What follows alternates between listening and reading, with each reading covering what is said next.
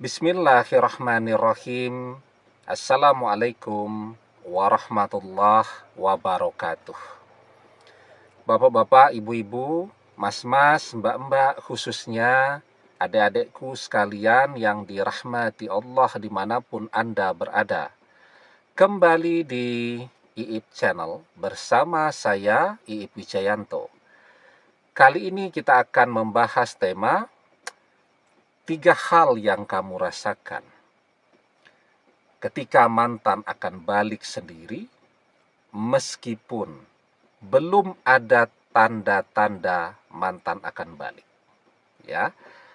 Nah, jadi ketika perpisahan itu sudah terlanjur terjadi ya, ada orang yang paniknya luar biasa. Dia terjebak kepada pikiran-pikirannya sendiri. Bayangan-bayangan mantan akan menikah dengan orang lain. Mantan akan disentuh oleh orang lain, mantan akan dipeluk oleh orang lain, dan seterusnya. Dan itu membuat dia betul-betul menjadi amat sangat stres setiap hari.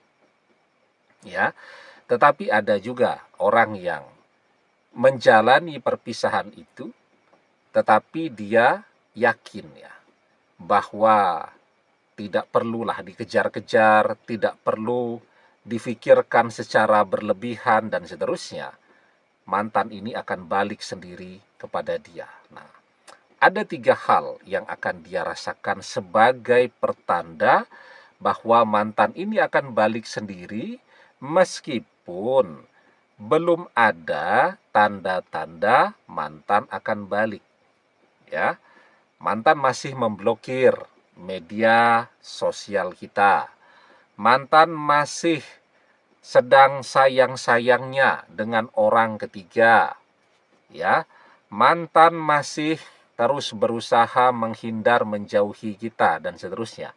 Artinya belum ada tanda-tanda dia akan balik, tetapi kita sudah merasakan bahwa dia yang akan balik sendiri. Nah, yang pertama, kita tidak panik ya. Kita tetap santai, tetap tenang, menjalani hari-hari kita ya dengan bahagia dan seterusnya. Kenapa ini penting sekali ini? Ya, karena kita yakin bahwa dia akan balik. Kita adalah orang yang paling mengenal mantan.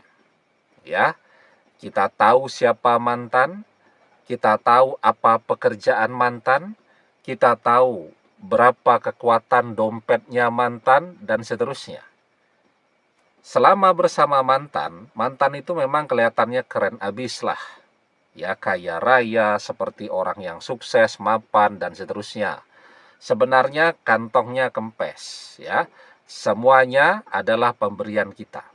Apa yang membuat orang ketiga punya ketertarikan kepada mantan? Karena mantan mencitrakan dirinya di media sosial sebagai orang yang sukses, orang yang mapan, orang yang kaya, dan seterusnya. Naksirlah orang ketiga. Padahal kondisi keuangan mantan kita yang paling tahu. Misal mantan ketika ngejar-ngejar orang ketiga itu kekuatan tabungannya ada 40 juta. Kita sudah punya tuh kalkulasinya.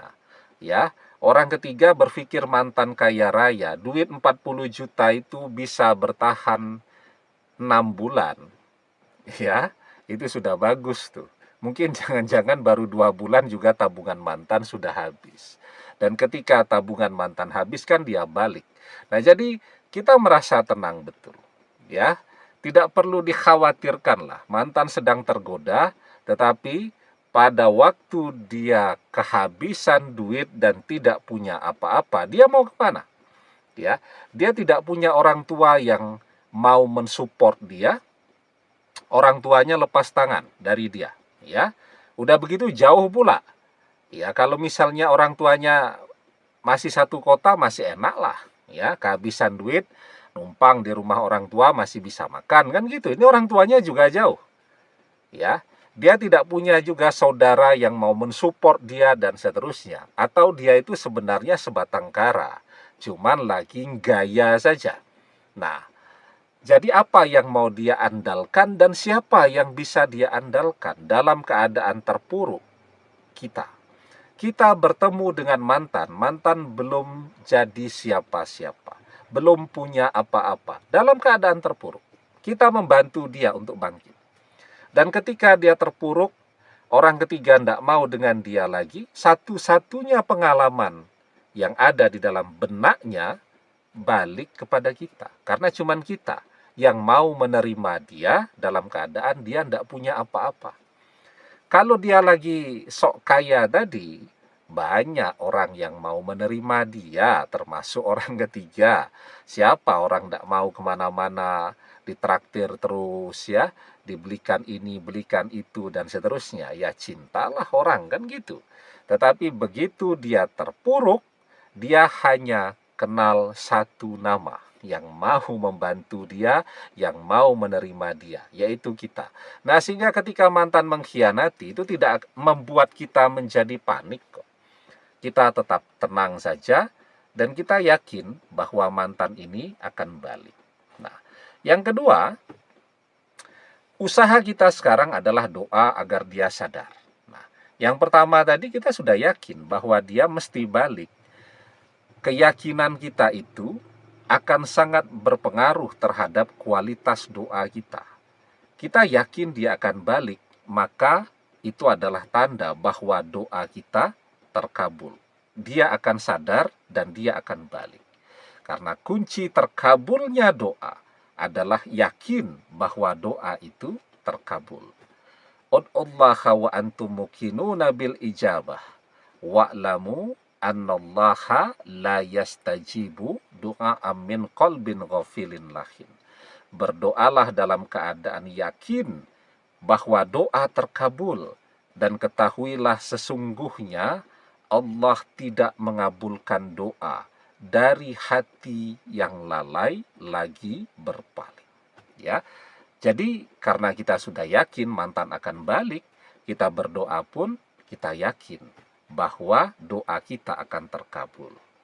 Dan yang ketiga nih, yang paling penting. Tapi sebelum kita bahas lagi lebih jauh, jangan lupa adik-adik yang baru menemukan channel ini untuk memencet tombol subscribe dan menyalakan lonceng notifikasi agar Anda selalu mendapatkan pemberitahuan video-video terbaru dari channel kesayangan kita ini.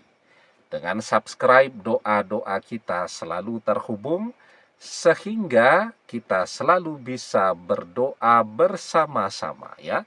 Dan jangan lupa subscribe itu gratis ya. Nah, dan yang ketiga, kita punya nih teman-teman, sahabat-sahabat, keluarga, orang tua yang saleh-saleh, orang-orang yang ahli ibadah. Jadi kalau mau minta nasihat kepada mereka, ya jangan kita minta nasihat kepada teman-teman yang misal suami istri ini ya, yang sedang bercerai ini. Minta pula nasihat kepada orang yang punya pengalaman bercerai. Ya sudah, nasihatnya sudah, bercerai saja, bercerai itu enak, dan seterusnya ya. Nah kalau kita mau balik dengan mantan, kita bertanya kepada orang-orang yang saleh. Ya, tentu tidak bisa orang-orang yang terlalu jauh ya. Artinya orang-orang yang saleh yang ada di ring kita, yang kenal baik siapa kita juga mantan. Nah, siapa itu ya? Mereka bisa Pak D, Bude kita, atau mungkin tetangga kita ya. Kalau kita punya tetangga yang ustadz, misal begitu. Atau orang tua kita, atau saudara-saudara kita, atau sahabat-sahabat kita yang kita tahu mereka itu adalah orang-orang yang ahli ibadah, rajin berdoa, dan seterusnya. Coba kita tanya kepada mereka. Keyakinan mereka juga sama dengan keyakinan kita. Ya, udah kamu tenang aja. Insya Allah mantanmu balik. Ya, insya Allah kamu dan mantanmu akan rujuk kembali. Kalau yang belum menikah, insya Allah kamu dan mantanmu berjodoh. Mantanmu masih rezekimu akan balik. Ya. Jadi kenapa perlu bertanya kepada orang-orang yang saleh itu? Ya, karena memang orang yang saleh itu firasatnya kuat dan firasatnya benar. Ya, ittaqu firasatal mu'min fa innahu yanzuru bi nurillah. Dan hati-hatilah dengan firasat orang-orang yang beriman, karena sesungguhnya mereka melihat dengan cahaya Allah. Ya. Nah, jadi itu 3 hal yang kita rasakan. Ya.